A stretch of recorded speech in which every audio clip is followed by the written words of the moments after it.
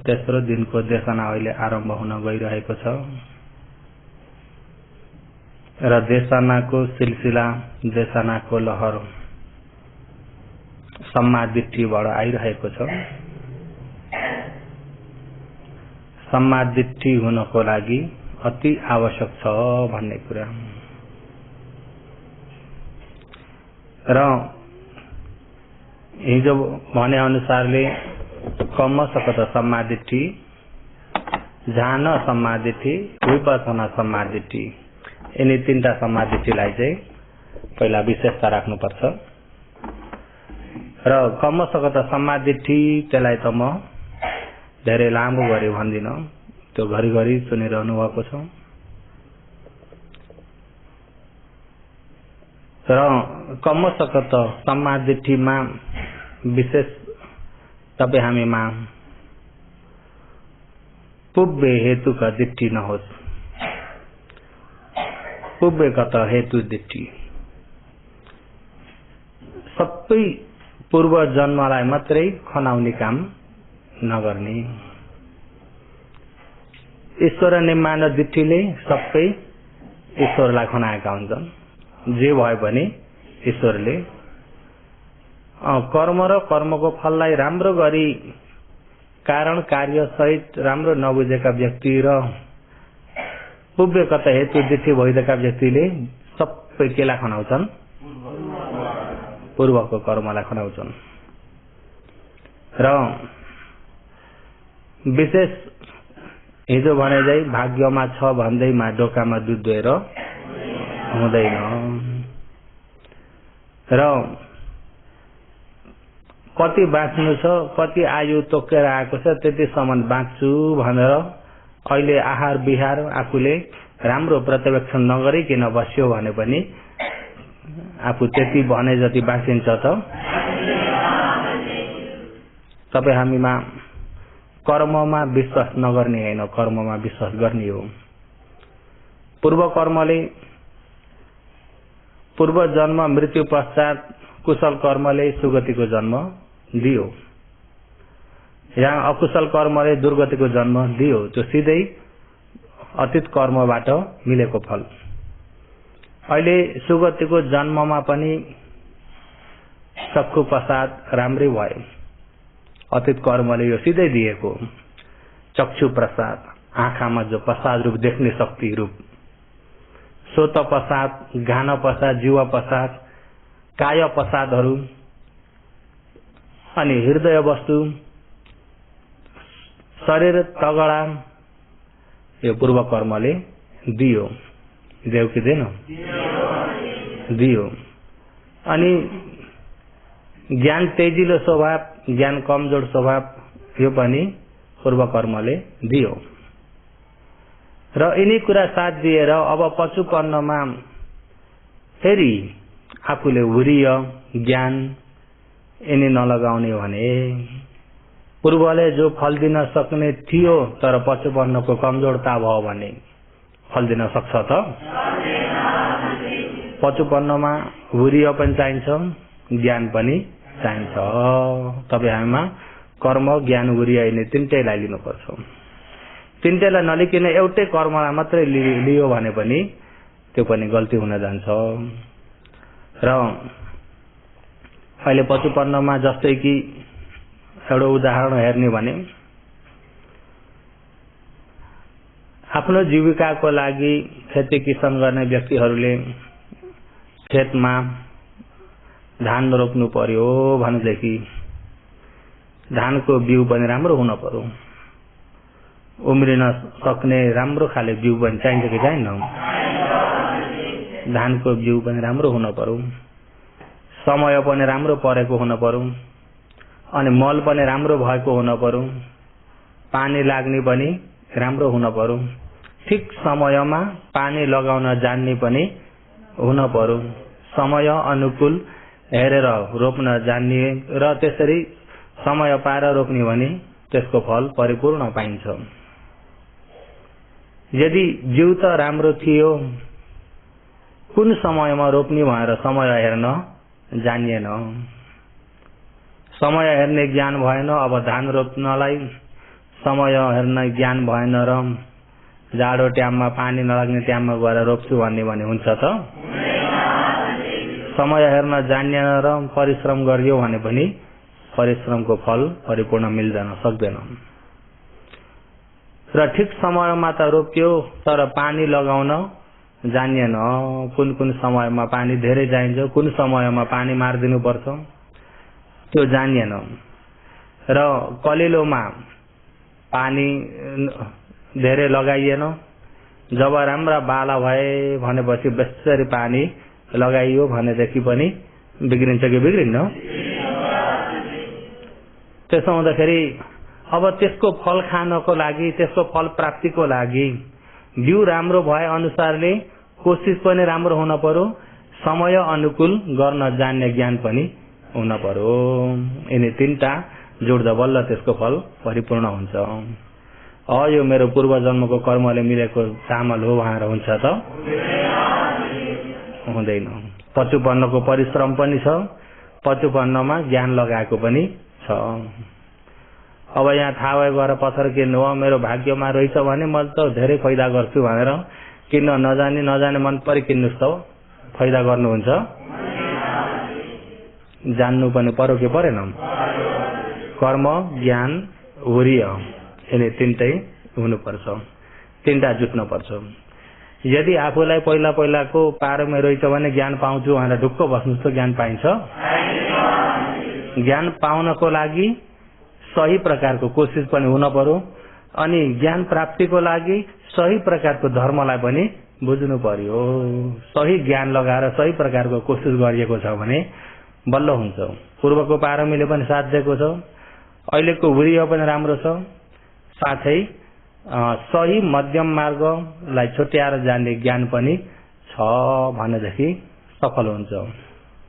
यदि त्यसमा एउटा ज्ञानको कमजोर भयो भने सफल हुन्छ त? सफल हुँदैन।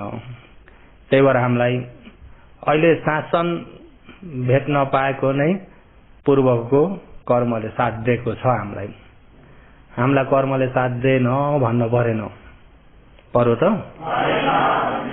पूर्वको कर्मले साथ दिएको छ। मगोक स्याहारको भनाइले हो भने पारमी भएरै शासन भेटिएको छ, पारमी भएरै सत्य धर्म सुन्न मौका पाइएको छ। र अब यतिको सत्य धर्म सुन्न मौका पाइसकेर पनि अझै मेरो पारमी त कमजोर छ होला, पारमी छैन होला भन्यो भने आफूलाई आफू गाल टारेको हो। त्यसकारणले तपाईँ हामीमा पूर्वको कर्मले साथ दिएको छ। अब पचुपन्नको हुर्य र ज्ञान, अहिले पचुपन्न गर्दै गरेको पनि हुर्यमा पनि अहिले पचुपन्नको कर्म पनि हुन्छ कि हुन्न? कोशिश गर्छु भन्ने चेतना नै कर्म भइरहेको छ। पूर्वको कर्म, पचुपन्नको कर्म, हुर्य, ज्ञान यी जुटेर बल्ल त्यसको फल मिल्ने हो। र कर्म र कर्मको फललाई राम्रो गरी पहिला बुझेर अगाडि बढ्नुपर्छ। यदि कर्मलाई बुझेन र ईश्वर निम्मानतिर गयो भने, ईश्वर निम्मानतिर गएको व्यक्ति सबै थोक ईश्वरकै टाउकामा खनाएको हुन्छ। जे हुन्छ ईश्वरकै इच्छाले भएको हो। भगवानको इच्छा बगैर एउटा केही पनि हुँदैन। त्यस प्रकारको ईश्वर निम्मान हेतु दिट्ठी भनेर त्यो दृष्टि पनि हुन जान्छ। तर यी सम्पूर्ण दृष्टिको जरो हेर्दाखेरि अरू होइन, आत्मा दृष्टि हो। के दृष्टि हो? आत्मा दृष्टि। अहिले अब तपाईँ हामीले कर्म र कर्मको फललाई ठिक्क आफूले जान्यो, यसलाई बुझेर अगाडि यो आत्मा दृष्टिलाई पहिले सुरु निभाउनु पर्छ। आत्मा दृष्टि यसलाई पालीमा पापक दिट्ठी पनि भनिन्छ। पापक दिट्ठी, पाप दृष्टि। के दृष्टि? पाप दृष्टि, पापी दृष्टि हो। यो पाप दृष्टि, पापी दृष्टि भन्ने अनन्तको संसारदेखि नै तपाईँ हाम्रो नामरूपको लहरमै यो गढेर आएको दृष्टि हो। पाप दृष्टि छ भने पाप दृष्टि भएको व्यक्तिको कर्म पनि पाप कर्म धेरै भएर जान्छ। पापक दिट्ठी छ भने पापक कम्म पापक धम्म यिनी सबै तानिएर आउँछन्। काम पनि पाप कर्महरू धेरै गर्नु छ पाप दृष्टि भएकाले, अनि पाप दृष्टि भएकाले पापी धर्म अरे के धर्म अरे पापी धर्मतिर बगिरहेको हुन्छ। त्यसकारणले सर्वप्रथम तपाईँ हामीमा यो पाप दृष्टिलाई पहिला हटाउन जरुरत छ। पाप दृष्टि भन्नाले अत्त दिट्ठी पारीले के दिट्ठी भनिन्छ? अत्त दिट्ठी। अत्त दिट्ठी भनेको आत्मा दृष्टि बुझ्नुभयो नि? अत्त दिट्ठी भनेको के हो? आत्मा दृष्टि। आत्मा दृष्टि भनेको भएर के होला भन्नु होला? म जेमा पनि म मेरो मैले सबैमा मलाई अगाडि सारेर जाने पाप दृष्टि। म अगाडि सर्ने बित्तिकै मेरो तानिहाल्छ, मैले भने आइहाल्छ।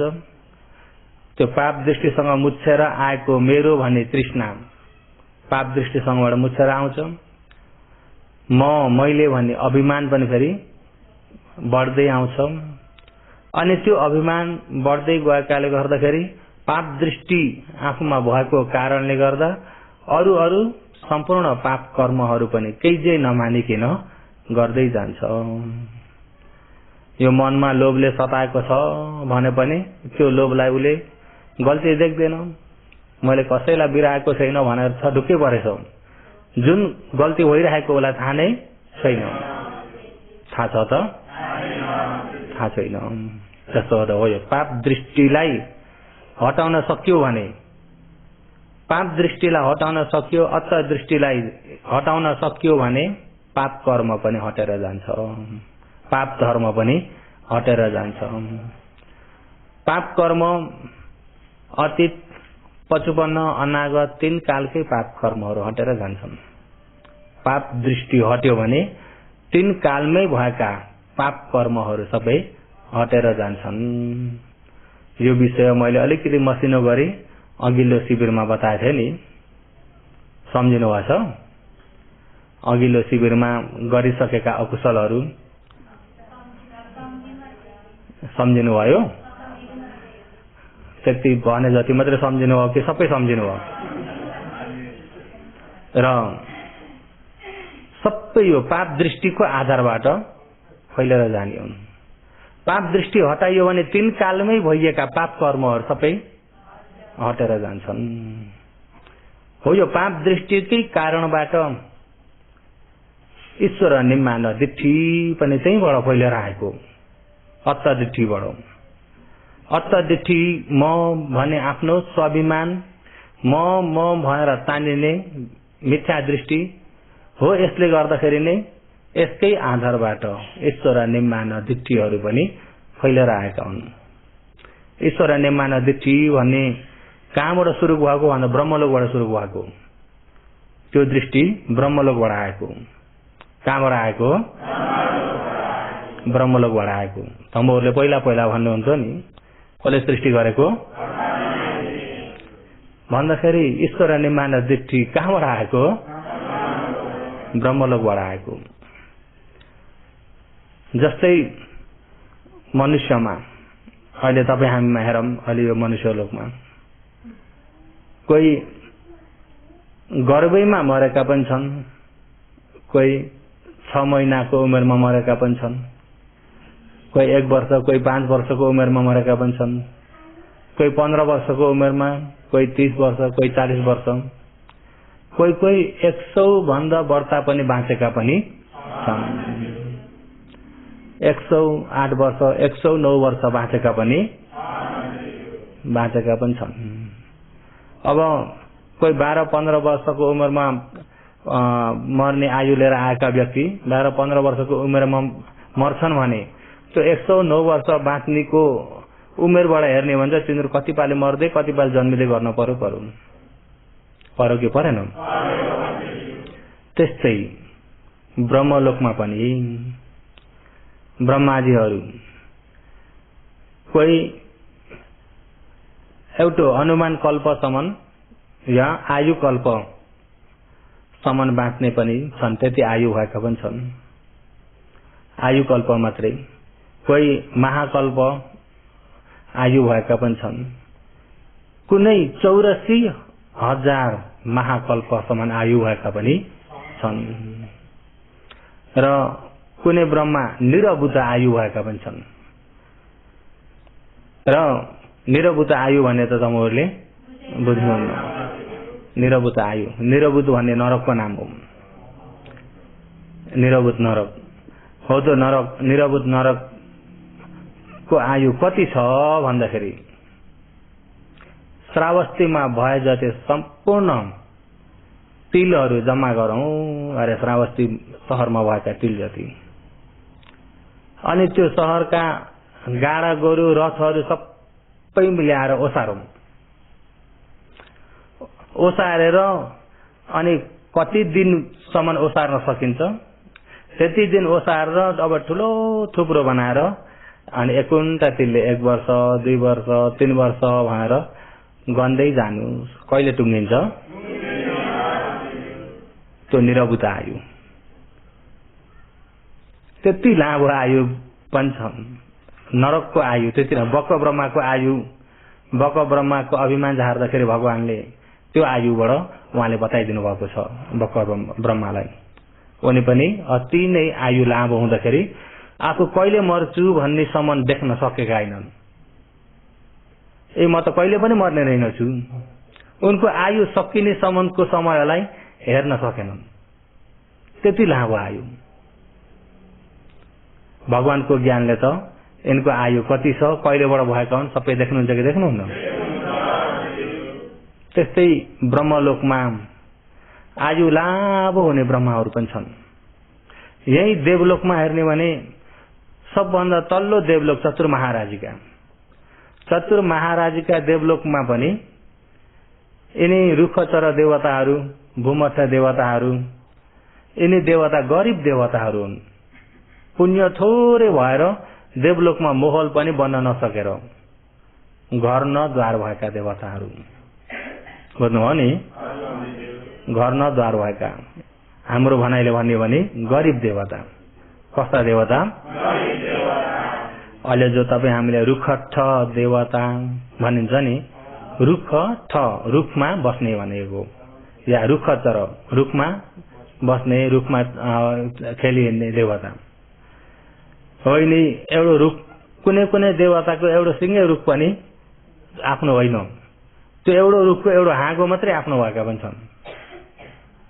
एउटा हाँगो मात्रै थियो, भिक्षुले गएर त्यही माथि काटिदिँदाखेरि त बस्ने बास पनि हराएर भगवानलाई गएर उनले भनेका छन्, भगवान भिक्षुले त मेरो बस्ने घरै भत्काइदे भन्दै, मेरो बस्ने बास छैन अनि नकाट्नु भनेर नियम राख्नु परेको भन्दा तिनी रुखचर देवता पनि कुनै कुनै रुखचर देवताहरूको आयु एउटा कल्पसम्मको आयु लामो हुन्छ। अनि कोही कोही देवताको रुखचर हो। त्यस्तै अहिले ब्रह्मलोकमा आयु लामो हुने ब्रह्मा, तिनलाई महाब्रह्मा भनिन्छ। आयु लामो हुने अनि धेरै समय बित्दाखेरि ती महाब्रह्मा आफू कहिले मनुष्य लोकबाट मरेर ब्रह्मा भए भन्ने त्यताको पनि अब उनलाई मनन हुन छोडो, भुले। म पहिलेदेखि ब्रह्मा नै हुँ, अहिले पनि ब्रह्मा नै हुँ, पछि पनि ब्रह्मा नै रहन्छु। अरू अरू आयु छोटोमा भएका ब्रह्माहरू अब कोही एक आयु कल्प, कोही अब 64 आयु कल्प। आयु कल्प भनेको जान्नुहुन्छ नि, अन्तरकल्प। असंख्यबाट 10-10बाट असंख्य एक आयु कल्प पनि भनिन्छ, एक अन्तरकल्प पनि भनिन्छ। हो, यस्ता अन्तरकल्पसम्म मात्रै आयु भएका ब्रह्मा, महाकल्प एक महाकल्प पनि आयु नभएका ब्रह्मा, ती ब्रह्माहरू ब्रह्मलोकमा भए। ब्रह्मलोकको आयु सकियो अनि ब्रह्मलोकबाट सिधै चाहिँ नरक जान्छन्। आयु सके तापनि कि देवलोकमा हुन्छन् कि त ब्रह्मलोकबाट फेरि मनुष्यलोकमा पनि हुन्छन्। ब्रह्मलोकबाट मनुष्यलोकमा सिधै उत्पत्ति भएका, देवलोकमा नभइकन ब्रह्मलोकको आयु सकेर मनुष्य भएका ब्रह्माहरूको ब्रह्मा तिनी मनुष्य भएकाहरूको चाहिँ ती मनुष्यको स्वभाव अरू मनुष्यसँग अलिकति नमिल्दो हुन्छ, स्वभाव अलिकति बेग्लै हुन्छ। किन बेग्लै हुन्छ भन्दा अब कति हजार वर्ष, कति लाखौं वर्ष, कति करोडौं वर्ष आयु कल्प भन्नुहोस् त, वर्षले त हिसाब गर्नै सकिएन नि। त्यति लामो समयसम्म काम क्लेश नभइकन बसेका हुन्। हिजो मैले भने नि ब्रह्मलोकमा काम गुण छैन, भाव रूप नै छैन भनेर हो। यो काम क्लेशहरू नभइकन बसेका ब्रह्मा, यिनी क्लेशहरू भित्र सताउने क्लेश नभइकन शान्ति शीतलमा रहेका ब्रह्मा फट्टै त्यो आयु सकेर मनुष्य हुन आयो भनेदेखि त्यो शान्तिपना चाहिँ मनुष्य लोकमा पनि धेरै समयसम्म रहन्छ। झट्टै यो काम क्लेशले सताउँदैन, झट्टै यो व्यापक क्लेशले पनि सताउँदैन। रिस पनि कम्ती हुन्छ, लोभ पनि कम्ती हुन्छ, कामराग पनि कम्ती हुन्छ। बाहिरी झट्टै देखिने रूपमा त्यसरी हुँदैन। र यो क्लेश कम्ती भएकोले गर्दाखेरि गृहस्थी गर्न खोज्दैनन्, गृहस्थी गर्न खोज्दैनन्।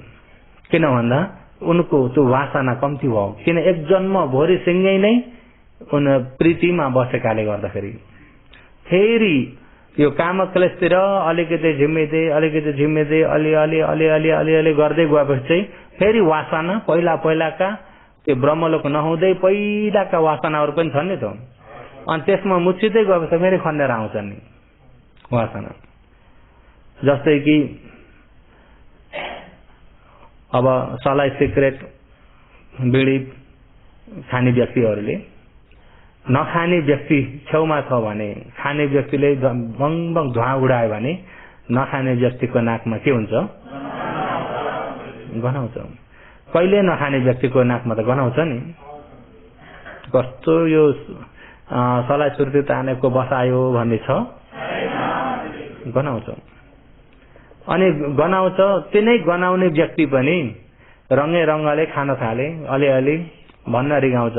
फेरि अलिअलि गर्दा गर्दै अलि दिन त्यसो गर्यो भने त फेरि अम्मल हुन्छ कि हुन्न?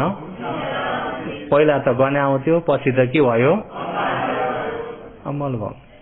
हो त्यस्तो अहिले ब्रह्मलोकबाट आएका हुनाले मनुष्यलोक हुने बित्तिकै यिनी क्लेशहरू यिनीदेखि घिनाउँछन्। इतिहासमा हेर्ने भने हाम्रै भगवानको शासनमा भगवानका महाश्रावकका प्रमुख, भगवानका तृतीय श्रावक महाकाश्यपको इतिहास हेर्ने भने महाकाश्यप हुनभन्दा अघिल्लो जन्म ब्रह्मलोकमा हुनुहुन्थ्यो। ब्रह्माको आयु सकेर अनि सिधै मनुष्यलोकमा उत्पत्ति हुनुभएको महाकाश्यप। उहाँ पनि, उहाँकी पत्नी पनि भद्रकल्याणी,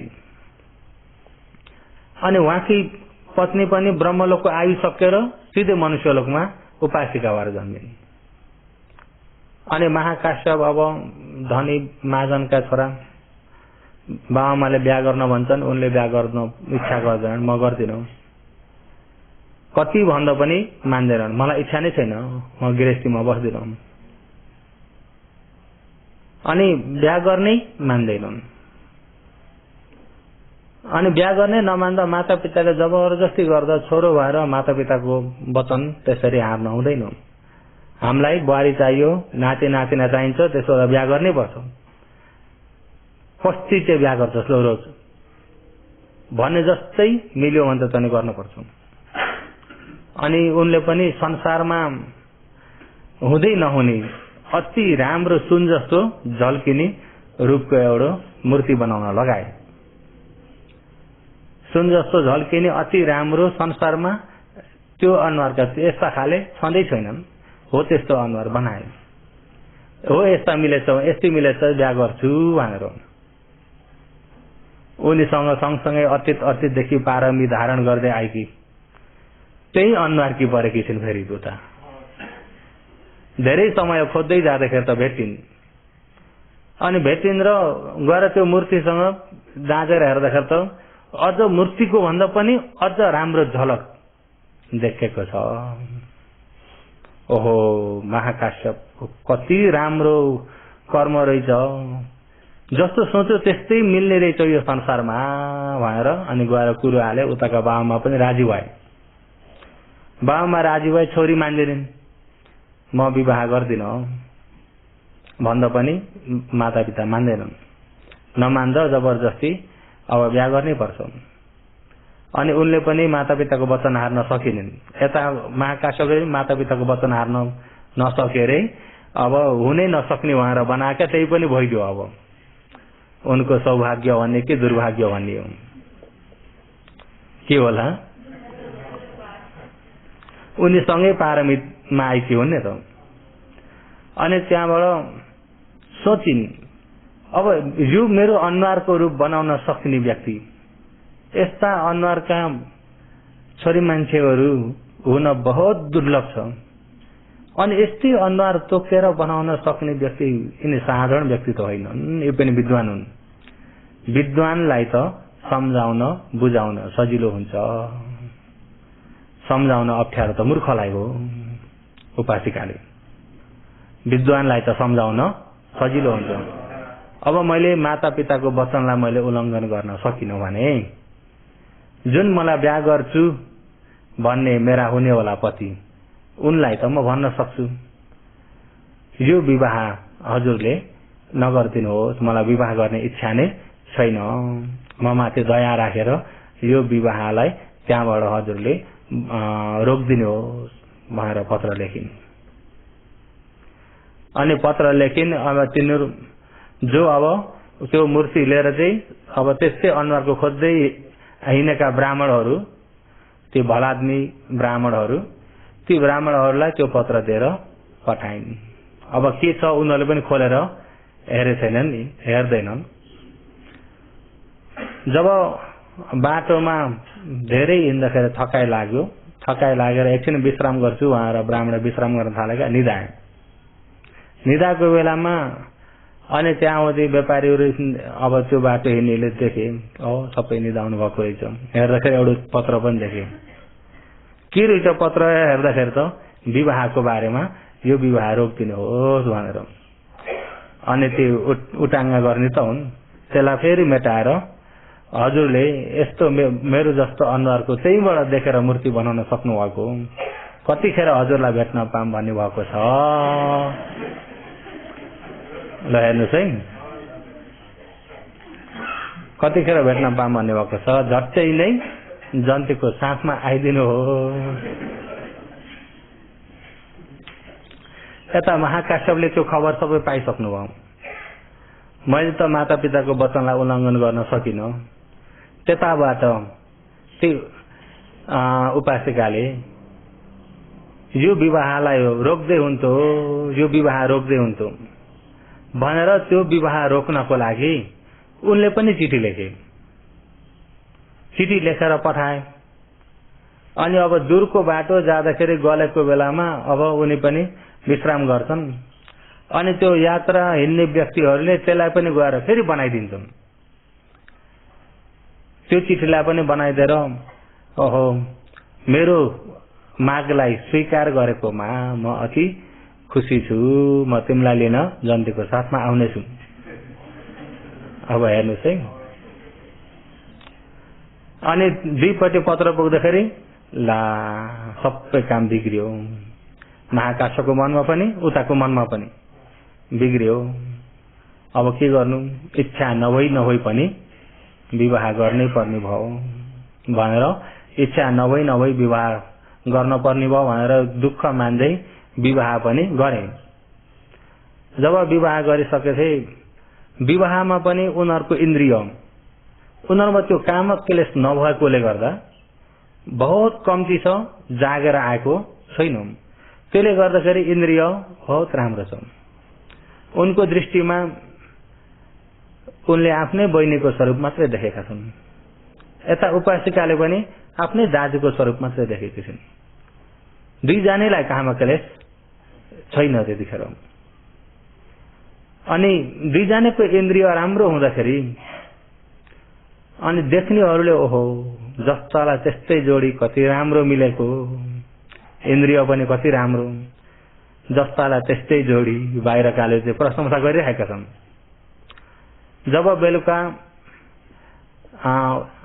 कोठामा गइसकेपछि अब पतिले पनि पत्नीको रूपबाट उनले हेर्दैनन्, उनी अछट्टै छन् आफ्नै इन्द्रियमा, पत्नी पनि अछट्टै छन् आफ्नै इन्द्रियमा।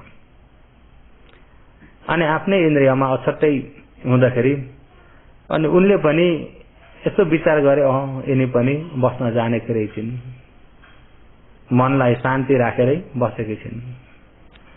मेरो जो मनमा भएको कुरा मैले लुकाएर हुँदैन, म भन्छु भनेर तिमीलाई मैले पत्र पठाएको थिएँ नि, तिमीले पढ्न पाइन्यौ भन्दा मैले पढेको थिएँ। उनले पनि अनि पत्र तिम्रो हातमा परिसकेपछि किन यो विवाहलाई नरोकेको त? हजुरको पत्रमा विवाह रोक्नु भन्ने कुरा थिएन, तिमीले कस्तो पढ्न पायौ? यस प्रकारको पढे। मैले पनि हजुरलाई विवाह रोक्नको लागि पत्र पठाएको थिएँ, हजुरले पाउनु भएन, पाएको थिएँ मैले, तर तिमीले विवाह रोक्न भन्ने पत्रमा थिएन। आपसमा ती कुरा चल्दाखेरि त बीच बाटोमा अर्कैले त्यो पत्र अर्कै बनाइदिएछ भन्ने थाहा भयो। अनि थाहा भएर अनि पतिले तिमीले किन विवाह रोक्न इच्छा गरे कि सोधे। मलाई विवाहको इच्छा छैन, मलाई विवाहको इच्छा छैन, मलाई यो कामगुणको चाहना पनि छैन मलाई। त्यसो हुँदा म विवाह रोक्न मलाई बहुत इच्छा थियो, माता पिताको वचनलाई मात्रै हार्न नसकेर। महाकाश्यपले पनि मलाई पनि यो काम क्लेशको केही पनि चाहना छैन, मलाई यो विवाह मेरो इच्छाले होइन, माता पिताको वचन हार्न नसकेर। साँच्चैमा मैले आफ्नो पत्नीको रूपमा मैले हेर्न सक्दिनँ, देख्दिनँ मैले पत्नीको रूपमा।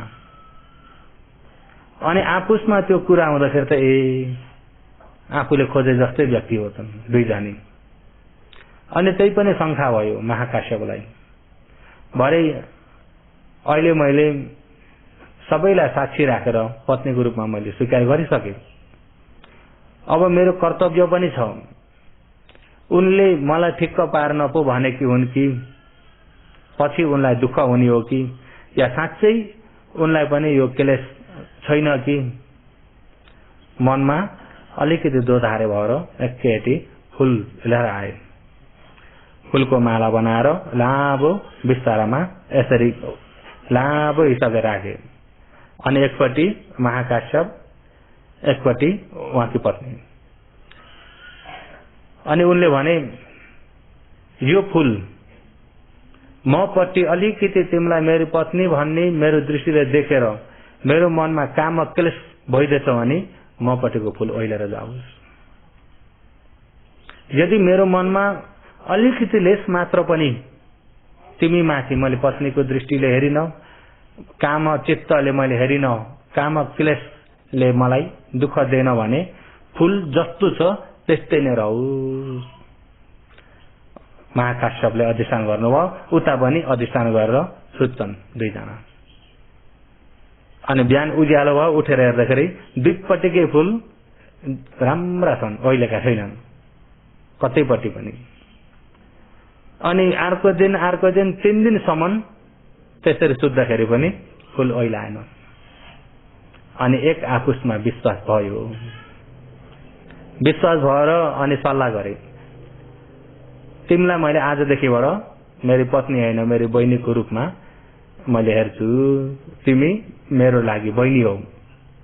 उनले पनि हजुरलाई मैले मेरा पतिको रूपमा होइन मेरा दाजुको रूपमा म हेर्छु, अबदेखि हजुर आजदेखि मेरा दाजु हुनुभयो। माता पिताको अगाडि पति पत्नी झैं सम्बोधन गरे तापनि तिमी र म आपसमा चाहिँ दाजु बहिनी त्यसरी बसेका हुन्। पछि महाकाश्यपका माता पिता जब देहान्त भएर गएपछि भएको सम्पूर्ण सम्पत्तिहरू घरका कामवाला जति सबैलाई बाँडेर जंगल बसेका हुन्, आफूले केही पनि लगेनन्। घरमा काम गर्ने कामवाला जति सबैलाई बाँडिदिए। अनि त्यो सम्पत्ति बाँडिदिँदै कामवालाले लिन नखोजेर हामी हजुरकै सेवा गरेर बस्न पायौँ भने हामीलाई अति नै शान्ति हुन्छ। यो सम्पत्ति हामीलाई चाहिएन, हामीलाई चाहियो हजुर चाहियो। हजुर त्यसरी छोडेर नजानुहोस्। कामवाला पनि त्यस्ता फेरि मालिकलाई त्यति आदर गर्ने, मालिकले पनि कामवालालाई कहिल्यै चोट पर्ने गरी नबोल्ने, बोली मिठो। सधैँ उहाँहरूले आफ्नै छोराछोरी जस्तो दृष्टिले हेरेर कामवाला माथि दया राख्ने। उहाँहरूको मनमा हुन्थ्यो यिनीहरू यहाँ आएर काम गरेका भन्ने, नभएर त यहाँ काम गरेका छन्। नहुने दुखीलाई हेला गर्नु, दबाउनु यो विद्वानको लक्षण होइन। दुखीलाई उपकार गर्नु, दया गर्नु, आफ्नै छोराछोरी जस्तो दया गरेर राख्थे।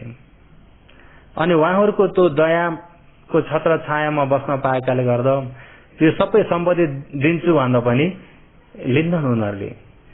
हजुर नै बस्नुहोस्, हामी हजुरको जीवनभर हजुरको सेवक भएर बस्न पायौँ भने भयो, हामीलाई केही पनि चाहिँदैन। कामवाला पनि। अनि कामवालाले जानै नदिँदाखेरि राति कामवाला सबै निदाएको बेला जानुपर्छ जंगल। अनि आधी बाटोमा पुगेर बल्ल बाटो छुट्नुहुन्छ। अब तिमीलाई मलाई दुनियाँले पति पत्नीको रूपमा देखेका छन्, दाजु बहिनीको रूपमा त हामीले मात्रै जानेछौँ। अहिले जंगल जाँदाखेरि पनि श्रमण धर्म आचरण गर्छु भनेर जंगल निस्किँदा पनि बुढाबुढी छुट्न सके छैनन् भनेर अरूले निन्दा गर्छन्। त्यसो हुँदाखेरि अरूलाई निन्दाबाट बचाउनको लागि हामी अलग अलग बाटो जाउँ भनेर अलग अलग बाटो जान्छन्। भगवानले त मेरो तृतीय पुत्र आउँदैछ भनेर देखेर बाटोमा पर्खिनुहुन्छ महाकाश्यपलाई। सुनिन्छ होइन? पछाडि भगवानले बाटोमा पर्खिनुहुन्छ। उनी चाहिँ त्यहाँबाट जान्छन् र भिक्षुणी बिहारमा गएर भिक्षुणी हुन पाउँछन्। महाकाश्यपलाई भगवानले बाटोमा पर्खिनुहुन्छ। अनि बाटोमा नै महाकाश्यपसँग भेट गरेर महाकाश्यपलाई देख्ने बित्तिकै यहाँ नै हुनुहुन्छ मेरा गुरु भनेर त्यतिखेरै गुरु स्थापित गरेर भगवानको शासनमा प्रपज्या हुनुहुन्छ। भगवानले त्यतिखेर पनि महाकाश्यपलाई आफूले ल्याएको चिवर दिनुभएको।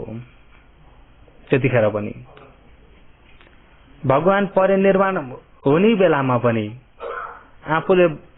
आफूमा भएको दुर्कुट चिवर भने जान्नुहुन्छ नि, नथा टेङ्गा हो, त्यो चिवर काँधामा राखिदिनु भएको। पछि यो शासनलाई सम्हाल्ने यिनै हुन् भनेर शासन सम्हाल्ने व्यक्ति भेट्दाखेरि उनी आउँदै गरेको बाटैमा भगवान पर्खेर बाटैबाट उनलाई प्रवज्या बनाएर लिएर जानुहुन्छ। भन्नको मतलब ब्रह्मलोकमा धेरै समयसम्म प्रीतिमा बसेकोले गर्दा ब्रह्मलोकको आयु सकेर मनुष्य हुने बित्तिकै पहिलो मनुष्य भवमा चाहिँ क्लेश बहुत कम्ती भएको हुन्छ भन्ने कुरा भन्न खोजेको। अलिकति यसको हाँगा बिगा लाभ भएर गयो। र जबसम्म यो पापका दृष्टि भन्ने तपाईँ हामीमा हुन्छ, आत्मा दृष्टि रहन्छ, तबसम्म तपाईँ हामीले पाप धर्महरू पाप कर्महरू गरि नै रहन्छ। हो, यो आत्मा दृष्टि भएर भएको समयमा तपाईँ हामीले बेला बखत कुशल पुण्यहरू पनि गरिन्छ, तर गरेका कुशल पुण्यले पनि हामीलाई मुक्ति दिन सक्दैन। पाप दृष्टिले बन्द गरिरहेको हुन्छ। अहिले अब सबै हामी कति कल्पसम्म कति समयसम्म अपाय दुर्गतिमा भोग्दा भोग्दा भोग्दा पुण्यले अलिकति मौका पाएर पुण्यले साथ दिएको समयमा क्षणिक मनुष्य हुन पाएका छौं। पुण्यले मौका नपाएका अपाय दुर्गतिमा अझै कयौं प्राणी भोगिरहेका छन्। हामीलाई क्षणिक पुण्यले मौका दिएकोले गर्दा, अलिकति साथ दिएकोले गर्दा अहिले मनुष्य हुन पाइएको छ। तापनि पहिला देखिका वासनाहरू आत्मा दृष्टि सम्बन्धबाट गर्दै आएका यिनी क्लेश अकुशलका वासनाहरू तपाईँ हाम्रो यो शरीरमा नाम रूपमा त फैलिरहेको छ नि, छ कि छैन? म मेरो भनेर तान्ने नि यस प्रकारका मिथ्या दृष्टि फैलेको छ कि छैन? फैलिरहेको छ। र यो मिथ्या दृष्टि भयो भने ब्रह्मलोक पुग्दाखेरि पनि ब्रह्मलोकमा पनि मिथ्या दृष्टि सँगसँगै गएको हुन्छ। मिथ्या दृष्टि सँगसँगै गएको हुन्छ र सबभन्दा लामो आयु भएका महाब्रह्मा म कहिले ब्रह्मलोक आयो भन्ने पनि भुले, म कहिले मर्छु भनेर आफ्नो मर्नेको अन्तिम खोज्दाखेरि पनि भेटाउँदैन। अनि आफूलाई सम्झे कि अजमरी त म रहेछु, अरू ब्रह्मा चाहिँ अजमरी होइन, म चाहिँ अजमरी हुछु। ब्रह्मा मध्यमा पनि म चाहिँ सबभन्दा परम ब्रह्मा हुछु अरे। के ब्रह्मा अरे? परम ब्रह्मा। परम ब्रह्मा भनेको बुझ्नुहुन्छ? परम भनेको अम्यासौँ भन्ने अर्थ आउँछ। परम भनेको के हो? अम्यासौँ, सबभन्दा उत्तम। तपाईँहरूले पनि भन्नुहुन्छ होला, गुरु साक्षात भन्नुहुन्छ, भन्नुहुन्थ्यो। र सबभन्दा अम्यासौँ, सबभन्दा उत्तम ब्रह्मा परम ब्रह्मा भन्छन्। उनले सोचे कि परम ब्रह्मा चाहिँ म रहेछु, अरू चाहिँ सबै मेरो आधारबाट उत्पत्ति भएर आएका हुन्, मेरो आधारबाट उत्पत्ति भएका हुन्। यिनको चाहिँ आयु सक्यो भने मर्छन्, जान्छन्, फेरि मनुष्यलोकबाट फेरि आचरण गरेर आउँछन्। मेरो चाहिँ आयु सकिने भन्ने छैन, मेरो आयु छैन। म सधैँभरि अटल रहने परम ब्रह्म हुँ भनेर। अनि त्यतिखेर उनलाई त्यो अहमपना चढेर आयो, पापको दिठी है। जब त्यो आत्मा दृष्टि उनलाई चढेर आयो, म नित्य छु, म कहिले मर्दिन, म अजमरी हुँ भन्ने जब त्यो चढेर आएको थियो, अनि त्यसबाट फेरि पछि लागेका पाप के पछि लाग्यो भन्दाखेरि सबै ब्रह्मका बीचमा उनले आफ्नो स्वरूप देखाएर खडा भए। हे ब्रह्मा हो, तिम्रो आएका त भर्खर हो, तिमी आएका कति हो, तिमी आएका कुन समय हो, तर तिम्रो सबै मेरै आधारबाट भएका हो, मेरै इच्छा अनुसारले भएका हो, मेरो इच्छा बगैर केही पनि हुँदैन। म चाहिँ परम ब्रह्मा हुँ, महाब्रह्मा हुँ, परम ब्रह्मा हुँ। म चाहिँ अजर अमर छु, म कहिले पनि मर्दिन। तिम्रो नआउँदै तिम्रो नहुँदै पनि म पहिलेदेखि थिएँ, अझै पनि छु, पछिसम्म पनि रहन्छु, तीन कालमै हुन्छु। अनि उनले त्यसरी भाषण गरिदिँदाखेरि अरू ब्रह्मा भन्दा पनि अब तेजिला छन्, शक्तिशाली छन्। अरू ब्रह्मा भन्दा पनि शक्ति बहुतै तेज हुँदाखेरि पत्याए ती ब्रह्माले।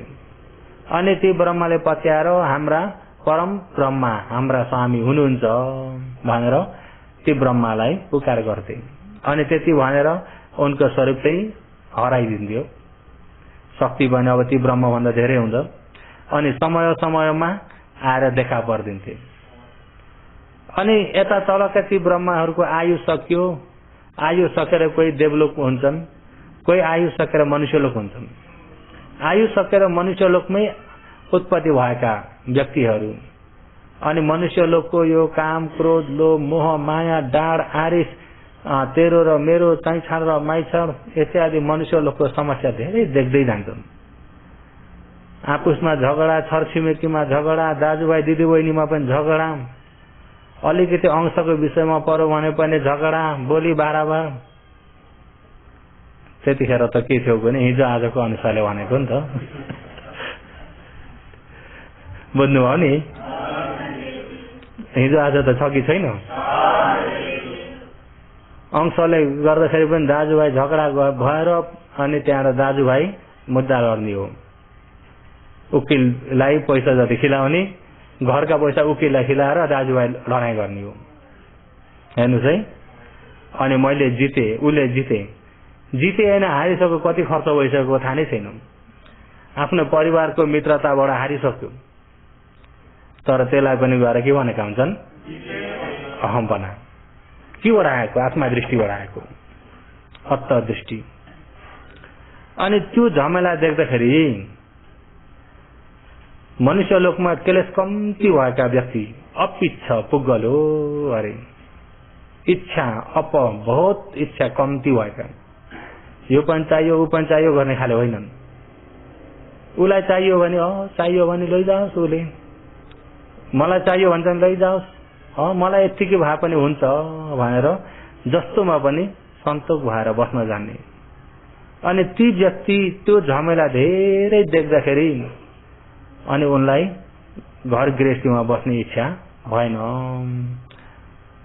यो मनुष्य लोकमा त बहुत डरलाग्दो रहेछ, म आचरण गरेर मनुष्य लोकबाट पार हुने गरी कोसिस गर्छु भनेर जंगल गएर अनि तपस्या गर्न थाल्छन्। ध्यान भावना आचरण गरेर प्रथम ध्यान, द्वितीय ध्यान, तृतीय ध्यान जब यसरी सफल प्राप्त गर्दै अभिज्ञानहरू पनि पाउन थाले, दिव्य चक्षुहरू पनि पाउन थाले, यहाँबाट ब्रह्मलोकका ब्रह्माहरूलाई देख्न सक्ने दिव्य चक्षु पनि पाए, अनि अभिज्ञानले उडेर ब्रह्मलोक पनि जान सक्ने भए। अनि त्यसरी ब्रह्मलोक जाँदाखेरि त तिनी महाब्रह्म अझै छन्। पहिला आफू ब्रह्मलोकमा नपुग्दै पनि थिए, आफू ब्रह्मलोकमा पुग्दा पनि तिनी थिए, आफू मरेर अहिले मनुष्य भइसक्यो अझै पनि तिनी अटल नै छन्। उनको आयु अझै अनुमानै लाग्दैन भन्दा साँच्चै नै यी त कहिल्यै नमर्ने परम ब्रह्मा रहेछन्। यिनी चाहिँ असली ब्रह्मा छन्, असली गुरु यिनी हुन्, साक्षात गुरु चाहिँ यिनी हुन्, साक्षात गुरु चाहिँ परम ब्रह्म हुन् अरे। हेर्नुहोस् है, अनि त्यो विषय ल्याएर उनी अब आकाशमा उडेर जाँदाखेरि मनुष्यमा त अब आश्चर्य भएन त? आकाशमा उड्ने शक्ति, अभिज्ञानहरू, एउटाको भविष्यहरू भनिदिन सक्ने, भविष्यवाणी बोल्न सक्ने। अब ती अभिज्ञान प्राप्त गरेकाले भविष्यवाणी त फट्ट सजिलै भनिदिन्छन् नि। अहिले काही नक्षत्र गणित गरेर भनेर तपाईँको घरमा केराको बुटो छ भन्ने खाले त होइन नि, हो त? त्यो त अभिज्ञान हेरेर अभिज्ञानबाट भन्ने हो नि त। जे भन्नु त्यही पनि पुगेको छ। अनि त्यस प्रकारको देख्दाखेरि त अब सर्वे सर्वा त यिनै हुन् भनेर मान्छे जति सबै अब त्यहाँ खनिए नि। उनले भन्छन् म त केही होइन, हामी सम्पूर्णलाई सृष्टि गर्ने माथि हुनुहुन्छ ब्रह्माजी, परम ब्रह्मा हुनुहुन्छ, महाब्रह्मा हुनुहुन्छ। हामी सबै उहाँकै आधारमा भएका हौं, उहाँकै आधारमा हामी रहन्छौं, अन्तिम उहाँकै आधारमा हामी उही जाने हो। मैले त केही पनि जान्दिन, म त निमित्त हौं, मेरा गुरु पनि उनी परब्रह्म हुन् भन्दाखेरि अनि अब ती साधारण मनुष्यहरूले ती परब्रह्मलाई देखेछन् त। उनले चतुर्दिशामा जाइ पनि सम्पूर्ण देख्न सक्छन्, सम्पूर्ण जान्न सक्छन्, जतिखेर पनि जान्न सक्छन्, सबै दिशा देख्न सक्छन् भनेर ती ऋषिले भन्दैदाखेरि मनुष्यले सम्झे चतुर्दिशा सबै एकैचोटि देख्न सक्छन् भन्दा पक्का पनि चारवटा टाउका छन् होला, अनुमान लगाए कि भन्ने नि, लगाए कि भनेको है, त्यतिखेर त होइन होला। आफ्नो हुन्छ पक्का भने के हो अरे। र विशेष त्यहाँदेखिबाट सृष्टिकर्ता ब्रह्माजी भनेर भन्न थाले। त्यो सृष्टिकर्ता भनेर ईश्वर निमान दृष्टि कहाँबाट आएको भन्दा ब्रह्मलोकबाट आएको यो दृष्टि, बुझ्नुभयो नि। अनि ब्रह्मलोकबाट किन आएको त भन्दाखेरि अत्त दृष्टिको आधारबाट म मेरो मैले भन्ने म भन्नेले गर्दाखेरि त्यसबाट फैलेर आएको। यदि उनलाई म भन्ने थिएन भने सबै यो चराचर मेरै आधारमा भएको, मैले गर्दा भएको, मैले गर्दा भन्ने आउँछ त? आउँदैन नि। हामीलाई भन्छ मैले भन्ने कतिको आउँछ? म यसो कोही कोही ठाउँमा कुरा गरेको सुन्नुहोस् त ऊ भन्दा म के कम्ती भनेर उसले भन्दै गरेको कुरालाई पनि बीचमा काट्दै मैले यसरी भनेको, मैले यसरी गरेको, मैले यसरी राम्रो जति सबै भन्नुहुन्छ कि भन्नुहुन्न? नराम्रोमा चाहिँ म थिइनँ। यदि आफू भए पनि म त त्यतापट्टि लागिन नि। आफू चाहिँ नराम्रो जतिमा म उहाँलाई तर्काउने, राम्रो जतिमा सबै मलाई अगाडि सार्ने स्वाभिमान हुन्छ नि। हो त्यो स्वाभिमानले गर्दाखेरि त्यो मलाई अलिकति धक्का हानेको सहन गर्न सकिन्न। त्यो मलाई अलिकति आएर धक्का लाग्यो भन्ने बित्तिकै आफूलाई निकै बिजोती नै भइयो कि के भइयो कि भन्ने त्यस प्रकारको कष्टहरू सहनु पर्छ। अनि त्यो कष्टले गर्दा उसलाई पनि फेरि गिराउनको लागि अब नराम्रो कल्पनाहरू हुन थाल्यो कि थालेन? अब उसको लागि नराम्रो हुनको लागि, गिराउनको लागि अब ऊ प्रतिको चिन्ता सबै आफ्नो नराम्रो मात्रै पाप चिन्तन भएर आयो। मनमा सबै पाप धर्म फैलेर आयो, बुझ्नुभयो नि? अनि चेतना पनि सबै पाप कर्म फैलेर आयो। कहाँबाट आएको भने यो पाप दृष्टिबाट। कहाँबाट आएको? पाप दृष्टि। पाप दृष्टि बहुत डरलाग्दो हुन्छ। यसलाई हटाउन पनि सजिलो कुरा त होइन। हटाउन पनि सजिलो कुरा त होइन। अहिले कतिपाली ध्यान शिविर चढे म त भन्ने व्यक्ति पनि त्यो मले कतिको दुःख दिएको छ भन्ने कुरा पुराना योगीहरूलाई थाहा छ कि छैन? अझै पनि म भन्ने अहमपनाले दुःख दिएको छ कि छैन? दुःख दिएको छ। यो पाप दृष्टि के हो? अलिकति केही भन्यो भने मलाई यसो भन्ने, म हेर्नुहोस् है, अभिमानलाई गरेर लागिगयो नि। लागिगयो भन्ने बित्तिकै सहन गर्न सकियो त? वास्तवमा म भन्ने, जुन म भन्ने मेरो भन्ने छँदै छैन। अब भगवानलाई भारद्वाज आदि गरेका ब्राह्मणहरूले गाली गरेका छन्। हो त्यो गाली गरेको पनि गन्नीले गनेका छन्। कतिवटा गाली गर्यो भनेर एकजनाले 108 गाली गरेका छन्। 108 गाली गरेका छन्। ती गाली गर्दा पनि भगवानमा म छ त? त्यो गालीले छुँदै छैन। किन छैन भन्दा मको ज्वरो नै छैन। म नभएपछि मलाई लाग्यो त? मलाई भनेको पनि हो त? होइन। म नहुँदाखेरि छुँदै छैन। नछुँदाखेरि उहाँको मुस्कान पनि अलिकति पनि बिग्रेन। अप्याउमा च्याबु गरे भगवान। अलिकति पनि उहाँको मुस्कान अनुहार पनि बिग्रेन। अलिकति पनि नबिग्रिँदाखेरि उनी भन्दा भन्दै झन् रिस उठ्ने रहेछ भन्ने मान्छेलाई। अलिकति अरूले बेसरी भन्दै गरेको बेला आफू पनि अनुहार बिगार्ने के गर्ने भने बल्ल भन्ने व्यक्तिको चित्त बुझ्ने रहेछ। मैले क्या भन्दै नि भनेर आत्तिने कालिने डराउने गर्ने भन्छ भन्ने व्यक्तिको चित्त बुझ्ने रहेछ। उसले बेसरी भनेको छ यता आफू अनुहार नबिगारिकन हँसिलो अनुहारमा बस्दाखेरि उसलाई झन् खपिसक्नु हुने रहेनछ। यसरी भन्दा पनि अझै अनुहार नबिगार्ने भनेर खपिसक्नु नभएर भन्दा भन्दै त गाली 108 वटा पुग्राएका। त्यही भएर त्यो पाप काट्न भएर 108 भनेर जप गर्ने गर्छ नि कसैले? गर्छन् के गर्दैनन्? 108 गाली गरेका। अनि पछिबाट भगवानलाई उनले सोचे मान्छे स्वाभिमानी भए तापनि स्वाभिमान पनि धेरै थियो, ज्ञान पनि तेजिलो थियो। अनि गाली गर्दा गर्दा गलिसकेर सोचे यसरी रुखो शब्द कडा शब्द बोल्दाखेरि फेरि मुखले नभने तापनि त्यो मनमा त पीडा हुन्थ्यो नि। अहिले यहाँको त मनलाई छुँदै छोएको छैन। मनमा पीडा भएको व्यक्तिको अनुहारमा देखिहाल्छ। अहिले यहाँको त मनलाई पनि छुन सकेन मेरो गालीले भन्दा यसरी यिनी गाली जति सहन गर्ने शक्ति यहाँसँग के रहेछ? यहाँ साधारण व्यक्ति त होइन भन्ने मनमा भयो। अब अनि हुँदाखेरि आफ्नो स्वाभिमान झारेर बल्ल प्रश्न गर्छन् भगवानले, मैले लिन तिम्रो गाली, तिमीले दिएका थियौ मैले लिन, मैले नलिँदाखेरि मलाई तिम्रो गालीले छोएन, त्यसो हुँदा मेरो अनुहार बिग्रिने कुरा पनि आएन, मलाई रिस उठ्ने कुरा पनि छैन। यदि तिमीले दिएको चिज मलाई मन परेको थियो, राम्रो लागेको थियो भने मैले लिन्थे, अहिले मलाई मन परेको थिएन, मैले लिइन भन्नुभयो नि। मैले नलिएपछि दिदीले ला भन्दाखेरि हात नथापेपछि आफ्नै हातमा हुन्छ, उनले त आफ्नो गाली आफैलाई लागिरहेको बल्ल बुझ्छ ब्राह्मण।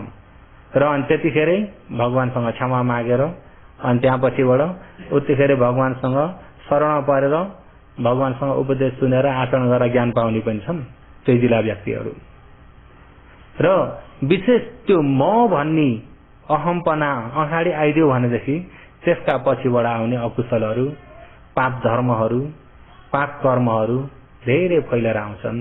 अनमतको संसारदेखिबाट म मेरो भन्नेले गर्दाखेरि तपाईँ हामी यसैको आधारबाट कैयौं पाप पनि गरेर आइयो। र कोही कोही बेलामा यसो संगत राम्रो भएको बेलामा पुण्य पनि गरियो। कोही कोही बेलामा संगत राम्रो भएर गुरु राम्रा मिलेको समयमा जंगल गएर ध्यान भावना पनि गरियो। र गरेका पुण्यले साथ दिएको बेलामा देवलोक पनि पुग्यो, ब्रह्मलोक पनि पुग्यो। तर हाम्रो पुगाई कस्तो खाले हो भन्दाखेरि अति तागतिलो व्यक्तिले एउटा ढुङ्गो हातमा समातेर उसको तागतले भेटे जति आकाशतिर यसरी माथि फ्याँक्दियो भन्दा त्यो ढुङ्गो आकाशतिर यसको तागतले जतिको तागतले हुत्ताएको छ त्यतिसम्म त माथि जान्छ कि जान्न। अनि त्यो हुत्याएको तागत झड्का जतिसम्म छ त्यतिसम्म माथि जान्छ। अनि माथि पुगेर एकैछिन अडिन्छ, अडिएर फेरि के हुन्छ। अब त्यो ढुङ्गाको आयुलाई हेरौँ कहिलेदेखि थियो, आकाशमा कति बस्न पायो, पृथ्वीमा कतिसम्म बसेको छ हेर्ने भने कहाँ धेरै बसेको छ। आकाश त झड्काएको एकैछिन मात्रै हो। त्यस्तै तपाईँ हामी पनि सुगतिमा बस्न पाएको ढुङ्गो आकाशमा बसे जति मात्रै, ढुङ्गो पृथ्वीमा रहे जति दुर्गतिकै संसारमा भोग्दै आयो। उक्कितम पुण्य तेजेन कामरूप गतिम गता भवगातम्पि सम्पत्ता पुनः आयन्ति दुर्गतिम भवगातम्पि सम्पत्ता पुनः गच्छन्ति दुर्गतिम। आयन्ति गच्छन्ति दुई प्रकारले नै हुन्छ। पुण्य तेजेन आफ्नो पुण्यको तेजले गर्दा कतिको पुण्य छ त्यही पुण्यको तेज अनुसारले तपाईँ हामी यहाँ माथि पुग्छौं। मनुष्य लोकबाट स्वर्गलोक पनि जान्छौं पुण्यको तेजले। अब कतिको पुण्य तेजिलो छ त्यही अनुसारको देवलोक पुग्छौं। यदि समाधि राम्रो छ भने समाधि ध्यान प्राप्त गर्ने सम्मको भइएको छ भने ब्रह्मलोक पनि पुग्छौं।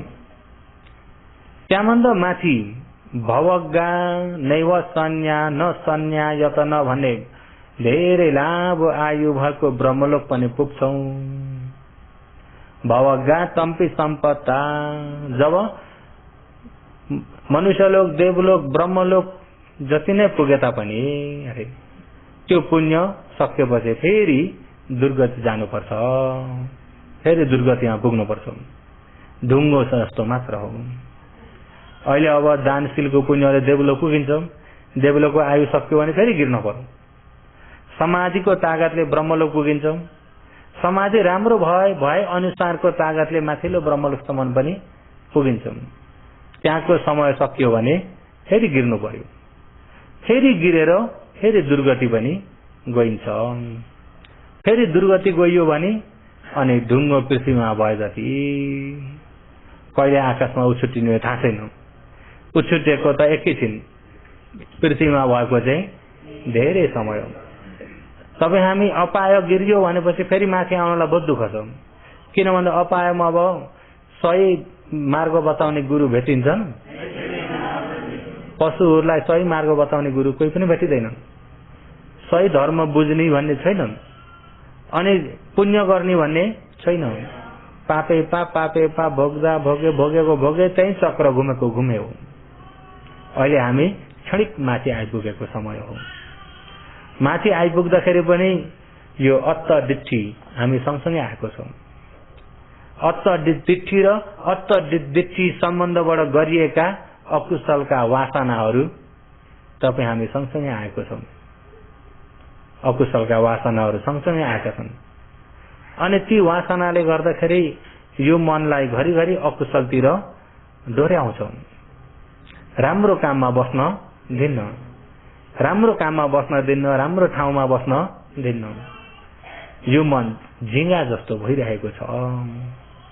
जहाँ दुर्गन्ध फोहोर छ त्यहाँ झिंगा रमाइरहेका हुन्छन्। मान्छे गए भनेदेखि आयो भनेर भर्दै उठ्छन्, फेरि त्यही फोहोरमा बस्छन् कि बस्दैनन्। त्यस्तै यो मन पनि फोहोर रूपी कामगुण जहाँ छ त्यही गरेर रमाउँछ।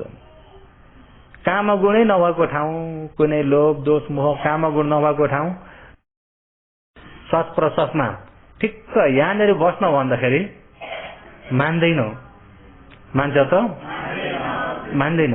जबरजस्ती बसाउँदा पनि फुत्त फुत्त भागिहाल्छ। योगीहरू कतिको भाग्छ। उसलाई इच्छा लागेको ठाउँमा पुग्न पायो भने त रमाएको हुन्छ कि हुन्न? मग्न भएको हुन्छ। इच्छा लागेको ठाउँमा पुग्यो भने त्यही सोच्दै चिन्तन गर्दै त्यसैमा रमाएको हुन्छ। अनि त्यहाँबाट भएन समाधिमा ल्याउँछु भनेर फेरि यहाँ ल्याउने भने रमाउँदैन। रमाउँछ त? रमाउँदैन। किन भन्दा ती वासनाहरू धेरै छन्, अतीतका वासनाहरू। अब तपाईँ हामीले बारम्बार समाधिको अभ्यास गर्दै गर्दै गर्दै गर्दै गर्दै समाधिको प्रीतिमा गएर समाधिको शान्तिलाई अनुभव गर्दै गर्दै ती वासनाहरूलाई दूर हटाउँदै जानुपर्छ। जब यता समाधिपट्टि अलिकति तागत धेरै हुँदै आयो, समाधि धेरै समय हुँदै गएर छिप्पिँदै आयो भने समाधिको वासना फेरि आउँछ नि त। अनि समाधिको वासना भन्नाले समाधि राम्रो हुँदै आएपछि तपाईँहरू यहाँबाट ध्यानबाट यस्तो उठेर आफ्नो असममा गए पनि समाधि बिग्रेको हुन्न। यस्तो राति सुत्दाखेरि पनि मनन भइरहेको हुन्छ। विपश्यना व्यक्तिहरूलाई खण्डको स्वभावहरू बताइरहेको हुन्छ। सुतेको बेलामा पनि समाधिको ऐसे राम्रो हुँदै आयो नि त। समाधिको तागत राम्रो हुँदै आयो भने यिनी क्लेशका वासनाहरू कमजोर हुँदै जान्छन्। समाधिको तागत राम्रो भइसकेको छैन, अब अहिले कोसिस कमजोरले गर्दाखेरि ती क्लेशका वासनाहरूले धेरै थिचेको र क्लेशमा छोडिदिनु भने तपाईँ हामीले यो आत्मदृष्टि कहिल्यै शुद्ध गर्न सकिँदैन। सकिन्छ त? सकिँदैन। जब राम्रो एकाग्रता भएर सही यथार्थ नामरूपलाई देखेर, नामरूपलाई जानेर, नामरूपको अनित्यता दुःख स्वभावलाई जानेर सबै यो अनित्य दुःख मात्र रहेछ भन्ने कुरालाई राम्रो मनन गर्न सकेपछि बल्ल आत्मदृष्टि हटेर जान्छ नि त। आत्मदृष्टि नै तपाईँ हामीमा नित्य छ, बलियो छ, एउटा भित्र छ चलाउने। तपाईँ हामी कतिपयले भन्छ नि त, आत्माले इच्छा गर्यो, आत्माले माग्यो, आत्मा के भयो भन्ने हुन्छ कि हुन्न? सबै त्यसैमा गुलार खनाएको छ। र जब अनित्य दुःख अनात्मालाई यथार्थ स्वभावलाई ज्ञानले छर्लङ्गै जान्दै गएर म भन्ने त कहीँ पनि रहेनछ, मेरो भन्ने चिज केही पनि रहेनछ, म भन्ने कहीँ पनि रहेनछ भन्ने आफ्नै ज्ञानमा प्रष्ट हुँदै आएपछि आत्मदृष्टि कमजोर हुँदै जान्छ। आत्मदृष्टि कमजोर हुँदै गयो भने आत्मदृष्टि सम्बन्धका वासनाहरू, पाप धर्महरू, पाप कर्महरू, पहिला गरेका, गर्दै गरेका, पछुबन्नका, अनागतमा हुने तीन कालकै उसले मेटाउँदै लान्छ। ज्ञानले तीन कालमै भएकालाई के गर्दै जान्छ? मेटाउँदै जान्छ। गरिसकेका अकुशल पनि फेरि हुनेवाला अकुशल पनि हुन पाउँदैन। तपाईँहरूले बोधिपक्षीयमा कुन चाहिँमा सुन्नुभयो? समापत होइन, सम्मपधान। केमा हो? सम्मपधानमा। र अहिले विशेष सम्पूर्ण अकुशल यो आत्मदृष्टिको आधारमा छन्। तपाईँ हामीले जरोलाई पहिलाउँदै जरोलाई काट्न सक्यो भने अरू काटिराख्नु पर्दैन। भगवानले खोजी गर्नलाई 4 असंख्य 1 लाख कल्प लागे तापनि भगवानले जब भेटाइसक्नु भेटाइसकेर हाम्रो लागि बताइदिनलाई भगवानले सजिलो बाटो बताइदिनु भएको छ। तर चाहिँ सजिलो पनि केलेसले जितेकोले गर्दा हामीलाई के भइन्छ, हामीलाई अप्ठ्यारो भइरहेको हुन्छ सजिलो पनि। र हो यो अप्ठ्यारो भएकालाई पनि बारम्बार अभ्यास गर्दै जाने हो भने सुरुमा त अब केही कुरा पनि अप्ठ्यारै हुन्छ नि। एउटा नयाँ काम गर्न पर्यो भने सुरुमा त अप्ठ्यारै हुन्छ कि हुन्न? सुरुमा त अप्ठ्यारै हुन्छ। जस्तै हारमानी बजाउनले सुरुमा सिक्ने व्यक्तिलाई हेर्दाखेरि हात थिच्दा हावा दिन भुल्छन्, हावा दिँदा यता थिच्न भुल्छन्। अप्ठ्यारो हुन्छ कि हुन्न? कहाँ भन्दा कता थिचिन्छ। जब जानिसके अभ्यास गर्दै गर्दै गर्दै गर्दै बानी पर्यो भने आँखा चिम्म गरेर यो हातले आफै जान्दछ कहाँ पुर्याउनु पर्छ भने, कुन आवाज आउँदा कहाँ पुर्याउने हो भन्ने अनुमान लगाउँछ कि लगाउँदैन? लगाउँछ। केही कुरा पनि सुरुमा अप्ठ्यारो हुन्छ। तर अप्ठ्यारो छ भनेर हिम्मत हार्ने व्यक्तिलाई कहिले पनि सजिलो हुँदैन। जति नै अप्ठ्यारो भए पनि पार लगाएरै छोड्छु मैले भन्ने व्यक्तिको लागि चाहिँ पछि पछि सजिलो हुँदै जान्छ। र विशेष यो आत्मा दृष्टिलाई हटाउन सक्यो भने बल्ल समाधिमा आइन्छ। यसलाई चाहिँ कसरी हटाउने र कसरी गरेको छ यसलाई भोलि भन्दै जान्छु। आजलाई चाहिँ समय पुरा भएकोले गर्दा यतिमै समाप्त गर्दछु।